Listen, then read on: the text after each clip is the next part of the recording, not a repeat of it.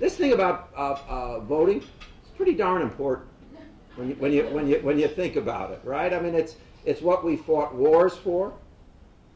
It's what we had political movements founded on the basis of. It's a lot about what the civil rights movement was about. It's certainly what the suffrage movement was about. The ending of things like poll taxes were very important and deemed important by just about everybody. Voting never really was a political dividing point, with the exception of women's suffrage and the exception of the civil rights movement. If you take those two out, we never fought about voting.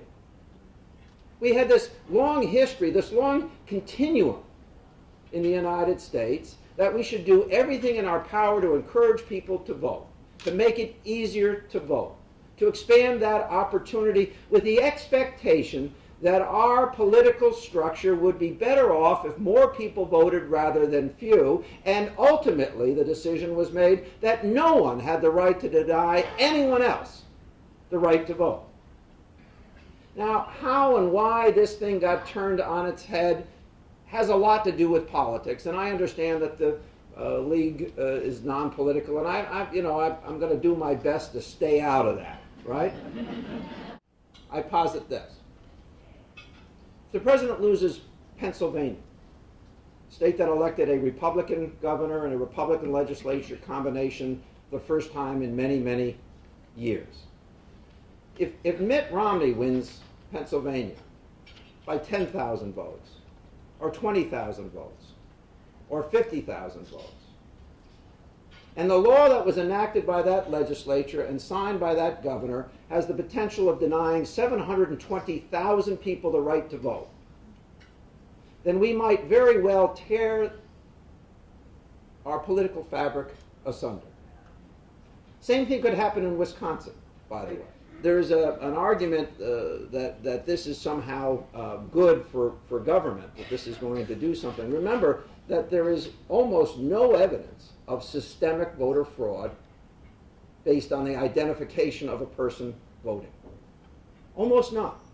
In fact, it is less than 0.4% in any state over a long period of time.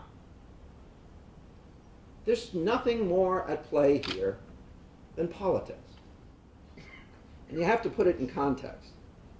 Men and women in their 90s who have voted all of their lives are about to be denied that opportunity to vote. Veterans, people who saw us through the Great Depression and numerous wars, who contributed mightily, are caught up in this effort to prevent some people from voting. On paper, because it prevents fraud.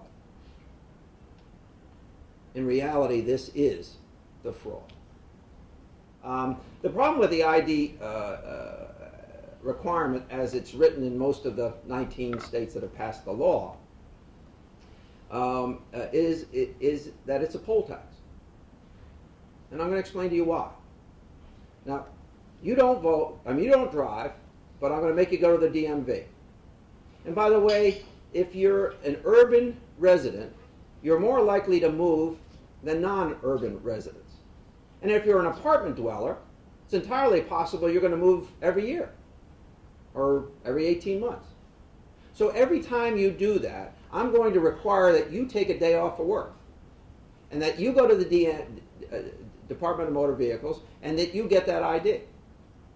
Now, is that day, by the way, if you're an hourly employee making minimum wage in most states, you're not entitled to a day off. You can't use a personal day. In all likelihood, you don't have a vacation day to use if that was an appropriate use of your vacation day.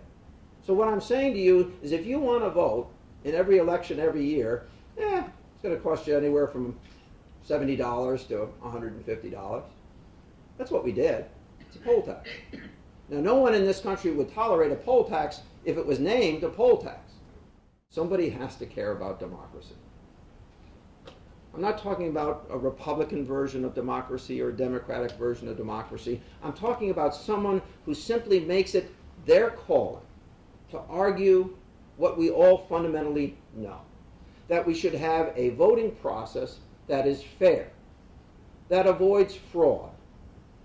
But we should never have a voting process that in and of its nature, by its design, would prevent people from voting. That's where we are today.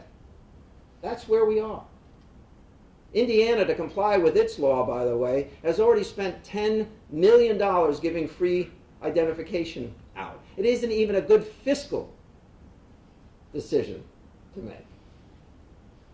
So keep at it. Raise our voices.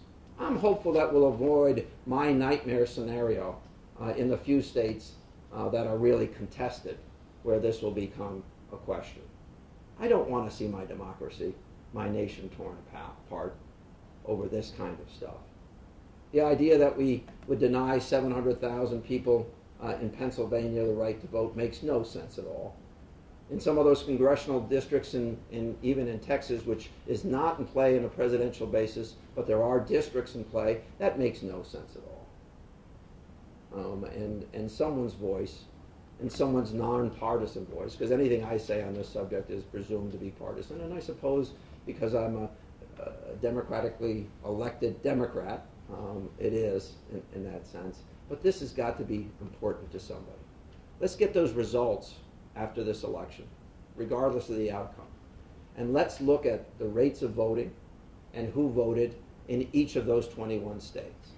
And let's compare it to the prior year, or the prior, I should say prior presidential, or the several prior presidentials. And then let's look what we've done to ourselves in this nation.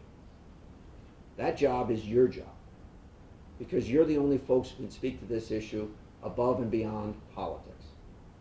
That's the job of the league in this place, in Darien or in New Canaan or in Stanford, in this state and in this nation. Someone needs to sit down and do the hard, good work of proving that this idea is un-American,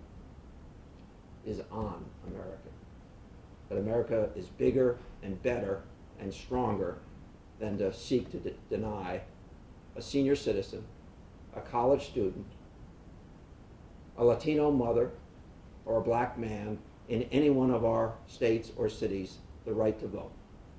Thank you.